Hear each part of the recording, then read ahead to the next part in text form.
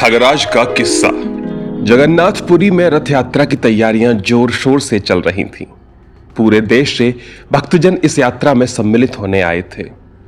यहीं पर एक सराय में एक शहर के ठग और एक गांव के ठग की भेंट आपस में हो गई। दोनों ही ठगी के लिए रोज नई जगह जाते थे। इससे पकड़े जाने का डर कम रहता था। यहां भी ये दो नामी ठग धन कमाने की नीयत से आए थे।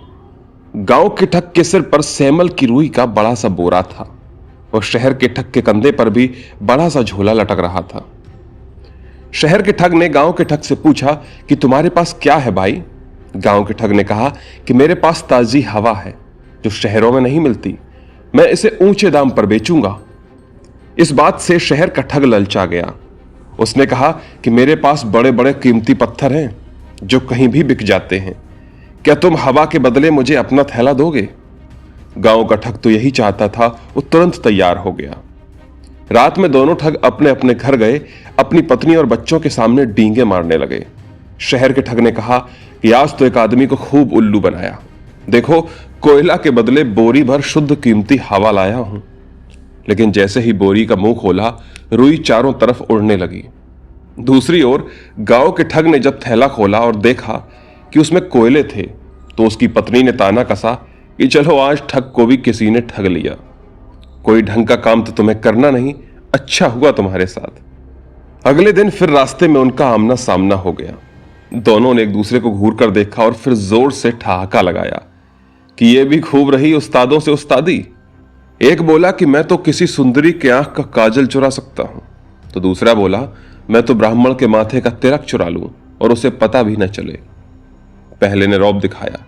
इस पर दोनों ने एक साथ ठगी करने की बात तय की। दोनों ने रात साथ में गुजारी। सवेरे वो एक घर में घुसे। वहां एक रईस बुढ़िया रहती थी। दोनों ने बुढ़िया के बारे में जानकारी आसपास के लोगों से इकट्ठी कर ली।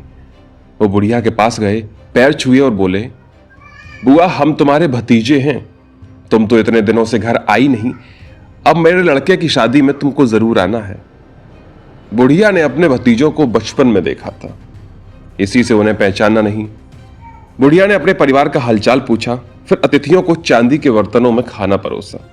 ये बर्तन बुढ़िया को शादी में मिले थे, केवल कुछ खास मौकों पर ही इन्हें निकालती थी। उन दोनों ने खाना खाया और बर्तन धोने कुएं पर गए। ठगों ने बुढ़िया की नजर बचाकर चुपचाप बर्तन अपने कपड़ों में छुपा लिए। अचानक गांव का ठग चिल्लाने लगा कि अरे अरे ये क्या हो गया, ये कुआं तो बर्तन निगलते ही जा रहा है। आवाज सुनकर बुढ़िया आई तो दोनों बोले, बुआ बर्तन तो कुएं में गिर गए। बर्तन खोने से बुढ़िया दुखी हो गई। उसने कहा कि बेटा मैं तो तुम्हारे साथ चल नहीं सकती, मेरा बेटा राज तुम्हारे साथ शादी में जाएगा। बेटे ने उन दोनों को बर्तन छुपाते देख लिया था। उसने मां के सामने कुछ नहीं कहा और अपने घोड़े पर बैठ इन दोनों के साथ चल दिया। चलते चलते रास्ते में दोनों ठग बोले कि अरे भाई घोड़ा रोको तो, बड़ी भूख लगी है, हमारे पास तो पैसे हैं नहीं, तुम अमीर आदमी हो, जरा अच्छा खाना खिलवाओ। राज ने कहा क्यों नहीं, इस जगह मेरा लेन देन चलता है, हमें कुछ भी खर्च नहीं करना पड़ेगा। वो इन दोनों को सबक सिखाना चाहता था।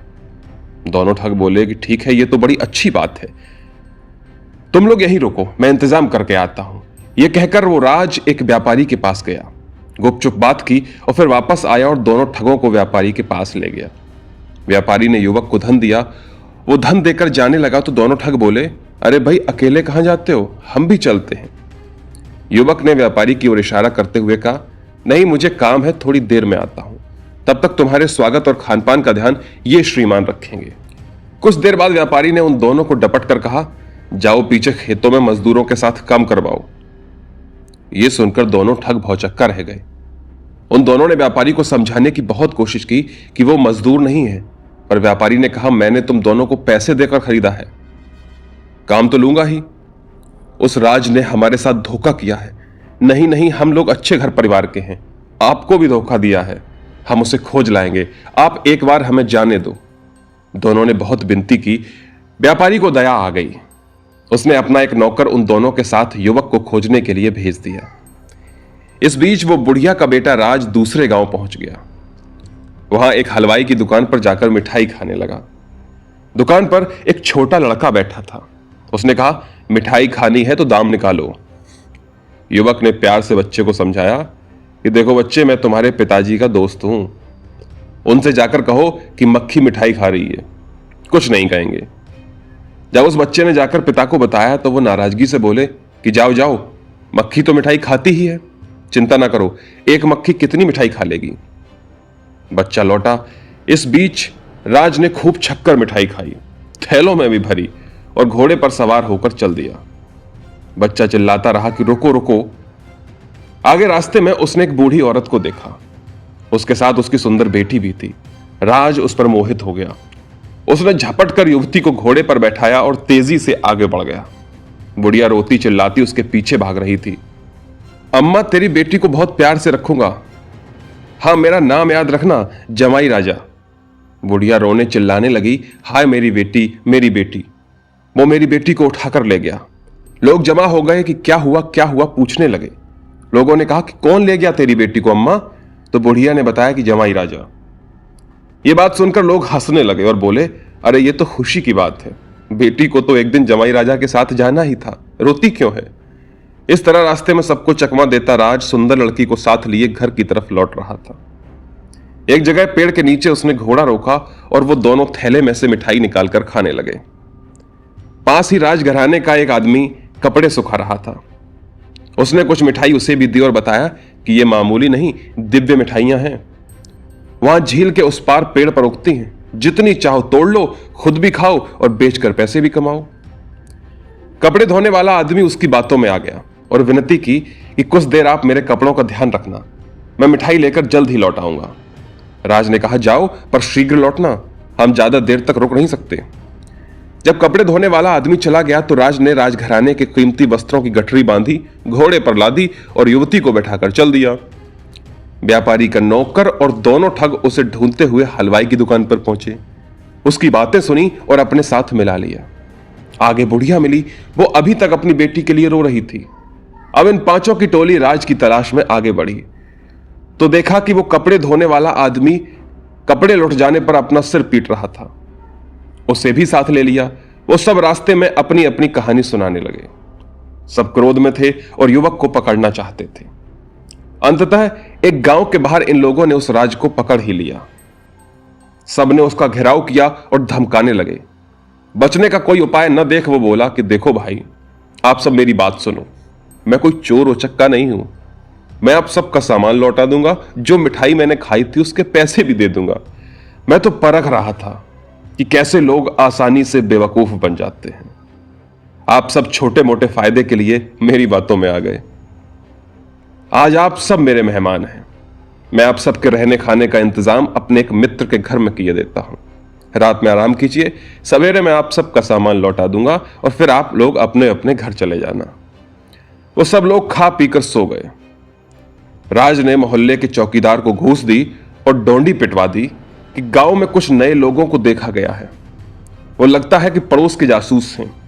जो कोई इनको पकड़ने में सहायता करेगा उसे इनाम मिलेगा। पकड़े जाने की घोषणा सुनकर दोनों ठग, व्यापारी का नौकर, हलवाई, बुढ़िया और कपड़े धोने वाला आदमी सभी घबरा गए और वहां से जान बचाकर भागे। जाते जाते अपने पास का सामान भी वहीं छोड़ गए। बहुत दूर निकल जाने पर जब लगा कि कोई उनके पीछे नहीं आ रहा है तो दोनों ठग एक जगह बैठ गए। एक ठग दूसरे से बोला कि भाई, आज तो जान बची, तुम शहर के नामी ठग हो और मैं गांव का, पर हम तो छोटी मोटी हेरा फेरी करते हैं, मामूली ठग हैं। असली ठग तो वो आदमी है, ठगों का राजा ठगराज। सबको खूब चकमा दिया। उधर इस युवक ने सबके भागने का तमाशा देखा। हंसते हंसते अपनी मां के चांदी के बर्तन लिए और युवती के साथ घोड़े पर सवार अपने घर पहुंचा। घर पर मां के आशीर्वाद से युवती से शादी की और सुखपूर्वक रहने लगा। एक दिन पत्नी ने पूछा कि उसने उन सब लोगों को क्यों सताया।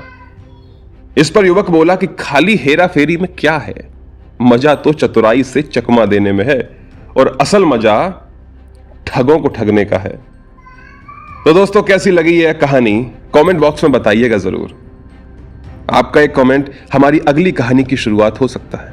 मिलते हैं एक नई कहानी के साथ। धन्यवाद, नमस्कार।